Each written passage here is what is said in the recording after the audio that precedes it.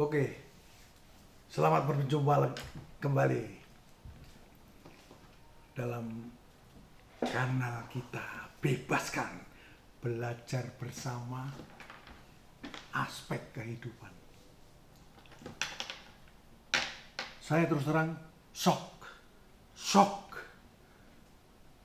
sekali lagi. Baru saja saya selesai mendengarkan konferensi pers Kejaksaan Agung Republik Indonesia. Jadi ternyata pada hari ini diumumkan bahwa ada 3 pengadil tersandung hukum, 1 lawyer terseret hukum dalam kasus di Surabaya, Pengadilan Negeri Surabaya. Saya kira semua tahu. Saya tidak akan menyoroti perkaranya itu sendiri, tetapi saya agak tertegun. Baru beberapa saat kita sama-sama belajar tentang norma moral, kita belajar tentang jenjang norma, kita belajar tentang kesadaran moral, kita belajar tentang keputusan etis, belajar tentang happiness, tentang trilogi perilaku manusia. Ternyata nampak sekali ada contoh yang begitu konkret ditunjukkan di depan mata kita bersama. 3 orang hakim, 1 orang pengacara ditangkap Kejaksaan Agung, dan hari ini mulai ditahan 20 hari ke depan. Nah, kita akan melihat betapa sebetulnya mereka adalah orang-orang yang memiliki posisi yang sangat khusus dan cukup tinggi sebagai penentu, hakim apalagi. Bahkan kalau di dalam persidangan itu hakim disebut yang mulia. Hanya hakim yang disebut yang mulia di dunia ini. Raja sudah nggak ada, ya, hakim lah.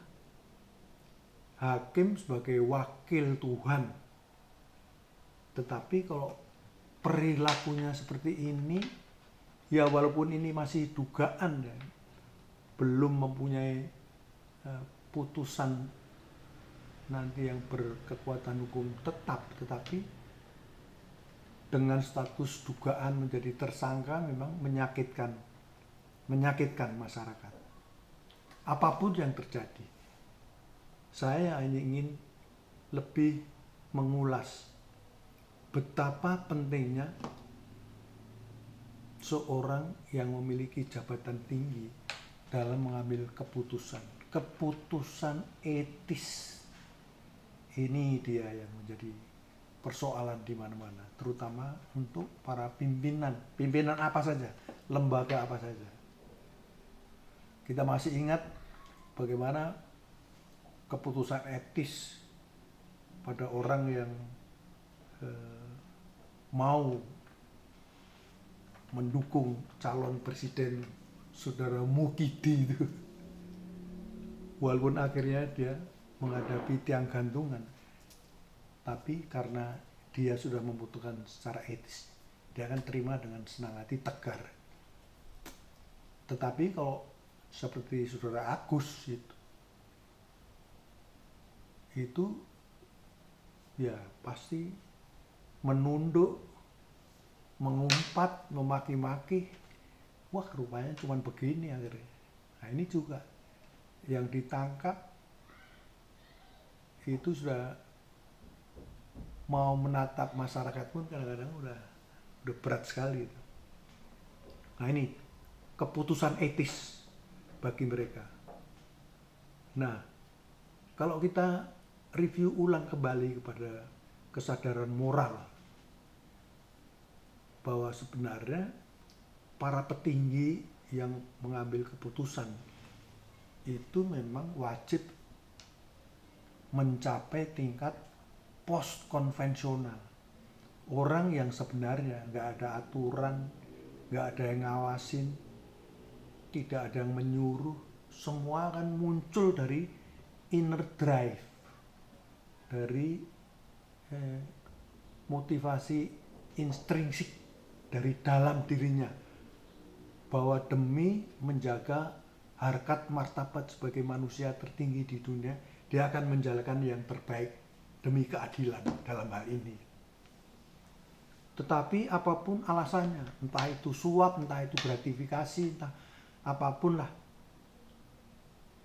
yang ujungnya hanya akan menghancurkan harkat dan martabat sebagai individu, sebagai pribadi. Maka ya hancurlah sebenarnya apa yang kita cita-citakan, yang kita inginkan. Orang sangat berharap bahwa hakim itu sebenarnya ya namanya juga pengadil. Di pengadilan dia harus bisa bertindak adil. Sebenarnya sudah ada aturan secara etika pun sudah diatur. Kalau memang berkaitan dengan perkara itu ada yang masih menyangkut keluarganya, dia harus mundur sebagai majelis. Tapi ini tidak berkaitan dengan keluarga, tetapi toh tersangkut juga perkara ini yang masih banyak dan menjadi tantangan. Jadi kalau kita review lagi kepada tingkat kesadaran moral, tentu hakim ini belum mencapai tingkat post konvensional. Apalagi ditemukan barang-barang bukti uang dalam berbagai mata uang asing yang cukup besar. Ya memang nanti pada saat kita akan bicara tentang eudaimonia itu, bahwa sebenarnya kebahagiaan yang hakiki itu ya bukan narkoba, bukan duit, bukan kekayaan, bukan kenikmatan. Nah ini yang kadang-kadang menggoda kita. Kita akan juga pelajari nanti bagaimana struktur kepribadian kita, bahwa ada super ego, ada id. Id dalam hal ini naluri, insting, nafsu mendominasi, melupakan yang ada di dalam super egonya. Super ego yang menjadi instansi pengontrol. Jaga itu norma yang baik, adat, unggah-ungguh, hukum, aturan. Jaga, jangan dilanggar. Nah ini justru dilanggar oleh para penegak hukum. Jadi hakim, jaksa, polisi, pengacara itu kan termasuk kelompok penegak hukum. Agak mengejutkan, terus terang mengejutkan. Jadi dalam ini jelas bahwa penerapan norma itu pincang. Norma moral yang seharusnya hendaknya menghormati hidup orang lain, karena ini kasusnya dianggap sebagai ya menghilangkan nyawa orang. Seharusnya harus ditaati dan didudukkan norma moral itu di atas norma hukum. Tapi ini justru terbalik-balik, dan inilah akibatnya. Ya, sangat menyakitkan, Pak. Dan kembali lagi, terutama inilah sebagai contoh bagaimana seseorang yang diberikan tanggung jawab yang besar sebagai penentu dalam satu lembaga harus mampu mengambil keputusan etis. Nah, inilah yang ingin kita review sebentar. Baru saja kita dengarkan konferensi pers dari Kejaksaan Agung mengenai 3 orang hakim yang menjadi majelis hakim pada kasus di Surabaya itu, plus 1 orang pengacara ditangkap dan ditahan.